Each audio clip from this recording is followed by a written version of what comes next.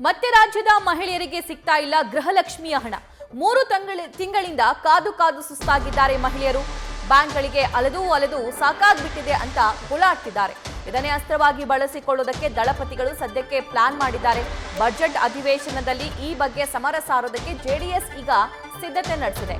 ಗೃಹಲಕ್ಷ್ಮಿ ಯೋಜನೆ ದಾಖಲೆಯನ್ನ ಸಂಗ್ರಹಿಸ್ತಾ ಇದ್ದಾರೆ ಜೆಡಿಎಸ್ನ ನಾಯಕರು. ಇಷ್ಟು ದಿನ ಈ ಬಗ್ಗೆ ಮತ್ತಷ್ಟು ಮಾಹಿತಿ ನಮ್ಮ ಪೊಲಿಟಿಕಲ್ ಕರೆಸ್ಪಾಂಡೆಂಟ್ ಮಂಜುನಾಥ್ ನೀಡ್ತಾ ಹೋಗ್ತಾರೆ. ಮಂಜುನಾಥ್, ಗೃಹಲಕ್ಷ್ಮಿ ಹಣ 3 ತಿಂಗಳಿಂದ ಬಂದಿಲ್ಲ ಅನ್ನೋದು ಗೃಹಲಕ್ಷ್ಮಿಯರ ಅಳಲಾಗಿದೆ. ಇದನ್ನೇ ಅಸ್ತ್ರವಾಗಿ ಬಳಸಿಕೊಳ್ಳೋದಕ್ಕೆ ಈಗ ಜೆಡಿಎಸ್ ಕೂಡ ರೆಡಿ ಆಗಿದೆ. ಯಾವ ರೀತಿ ಪ್ಲಾನ್ ಮಾಡಿದ್ದಾರೆ, ಡೀಟೇಲ್ಸ್ ನೀಡ್ತಾ ಹೋಗೋದಾದ್ರೆ?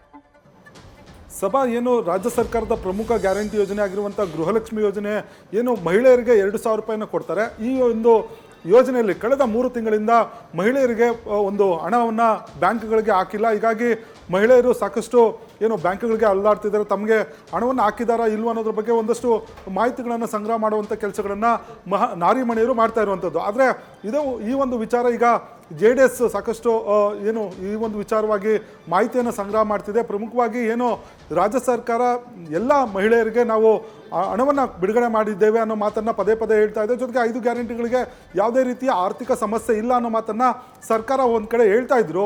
ಎಲ್ಲ ಒಂದು ಕಡೆ 3 ತಿಂಗಳಿಂದ ಈ ಹಣವನ್ನು ವರ್ಗಾವಣೆ ಮಾಡದೇ ಇರೋದಕ್ಕೆ ಮಹಿಳಾ ಮಣಿಯರು ಸಾಕಷ್ಟು ಸಂಕಷ್ಟಕ್ಕೆ ಸಿಲುಕಿರುವಂಥದ್ದು. ಈ ಒಂದು ಯೋಜನೆ ಸ್ಥಗಿತ ಆಗಿದೆಯಾ ಅನ್ನೋ ಪ್ರಶ್ನೆಗಳು ಕೂಡ ಮಹಿಳೆಯರಿಗೆ ಕಾಡ್ತಾ ಇರುವಂಥದ್ದು. ಹೀಗಾಗಿ ಈ ಒಂದು ವಿಚಾರ ಈಗ JDS ಒಂದು ಅಂಗಳಕ್ಕೆ ತಲುಪಿರುವಂಥದ್ದು.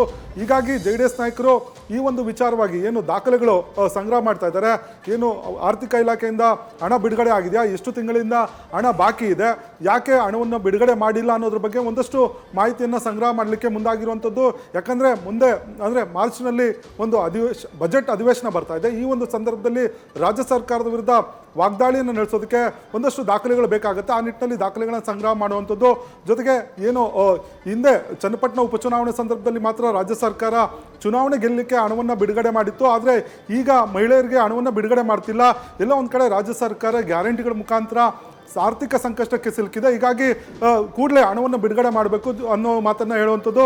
ಜೊತೆಗೆ ಈ ಒಂದು ಯೋಜನೆಗಳಿಗೆ ಎಷ್ಟು ಹಣವನ್ನು ಮೀಸಲಿಟ್ಟಿದ್ದೀರಾ ಅನ್ನೋದ್ರ ಬಗ್ಗೆ ಮಾಹಿತಿ ನೀಡಬೇಕು ಅನ್ನೋ ನಿಟ್ಟಿನಲ್ಲಿ ಒಂದಷ್ಟು ಒತ್ತಾಯ ಮಾಡಲಿಕ್ಕೆ ಎಲ್ಲ ರೀತಿಯ ಸಿದ್ಧತೆಗಳನ್ನು ಪ್ಲಾನ್ಗಳನ್ನು JDS ಮಾಡಿಕೊಂಡಿರುವಂಥದ್ದು. ಸಭಾ ನ್ಯೂಸ್ ಫಸ್ಟ್ ನಿರ್ಭೀತಿಯಿಂದ ನಿಮ್ಮ ಪರವಾಗಿ.